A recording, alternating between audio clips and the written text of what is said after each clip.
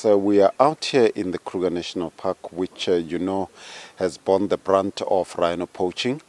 We had a 24% decrease year on year, and the only problem that we are having now is that there is a spike in incidents of elephant poaching. We've lost 67 elephants in the past year. In the north of the park, that's where most of the poachings are happening. We have got forums. What the forum consists of, it's the police, it is the traditional leaders, it is community members, and from there we have an initiative where we have put in fence monitors. They do notice some spoor coming into the park or outside of the park. They get in touch with the rangers, and that spoor is followed up, and in some instances people have been arrested before they could kill an animal.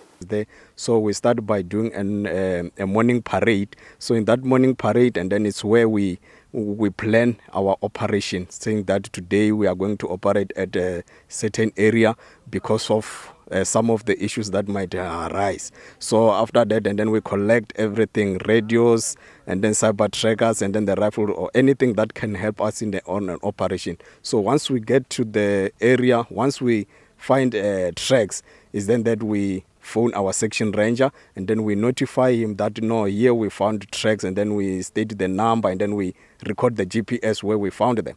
And then while we are patrolling, and then we find that these tracks, maybe the terrain is very dense, and then it's not easy to detect, and then it's where we organize. We tell the section ranger to organize air support, maybe even the dog, if the dog there. But in that sense, we don't stop tracking. We track up until we get these people, and then the subs when come, they take over. We sometimes do roadblocks at the gate, helping security guys there, and then there is where normally we had a successful operations, because Punta Maria, it's where people crossing to Mozambique, and then they sometimes found with illegal rifles, and then the horns, we apprehended them. And then in other instances, what I remember is that the environmental monitors reported fresh tracks, and then we went to the area, we followed up until we found guys, but unfortunately they ran away, but they dropped everything. And then another incident that I remember, we were doing a night shift operation. So as our regional ranger mentioned, that here we also deal with illegal immigrants, but our aim was to operate at that area at night to see if this illegal migrant will cross by. But fortunately enough, we saw two people at night, because it was, there was a light moon, there was the moon, and then these people, we recognized a rifle that they were handling, and then we went to them, and then unfortunately they dropped the rifle, and then they ran away because it was at night, but we confiscated the rifle. And then the last incident that we had here in Punta Maria, we were on the patrol, and then we came across 4 poachers. So they were having 2 rifles. They dropped those rifles, and then we had the contact there, shooting each other. And then fortunately enough, no field rangers was injured or dead, but 1 poacher was down.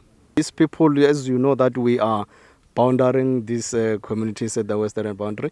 So these people, they normally get in with dogs, snares, you see. So those people, they get in here to set up snares, so that these snares can caught buffaloes, impalas, kudus, and then we sometimes find them making biltongs in the bush, and then we arrest them. And then what I remember last year, we discovered 64 active snares in the bush. So and then there we were quite happy, because we know that 64 animals, by the way, were saved because we managed to find those snares. But unfortunately, people, the poachers didn't arrive, but we rescued those animals by removing them. And then even people coming in to catch fishes, illegal fishing.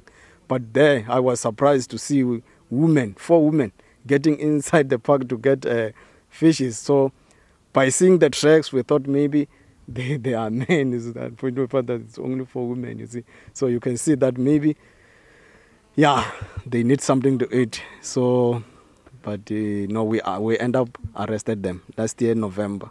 I remember in 2012, a poacher was killed by a buffalo.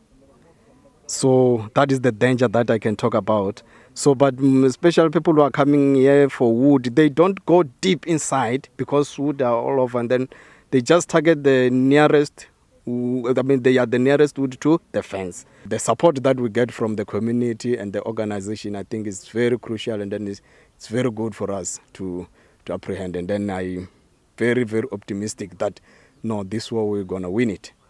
Up until now, this year in Punda Maria, we lost only 3 elephants. And then all these elephants, we discovered them on this month, February. Intelligence, of course, is gathered outside, and crimes are planned outside of the park. That is why we need to have a strong community presence outside of the park, because we need to clean the scourge from outside. The battle to save our natural heritage is not only that of South African national parks. It is for everybody else that loves nature, that loves conservation. This is our natural heritage, which our elders left for us, and we need to leave it for other generations that are coming behind us. So if you are in the villages, if you are anywhere in South Africa where these crimes are being planned, we would urge you to kindly call the SAPS 10111 number. You will remain anonymous and give off a tip, and they know where to forward that information to. That's 0800 10 111.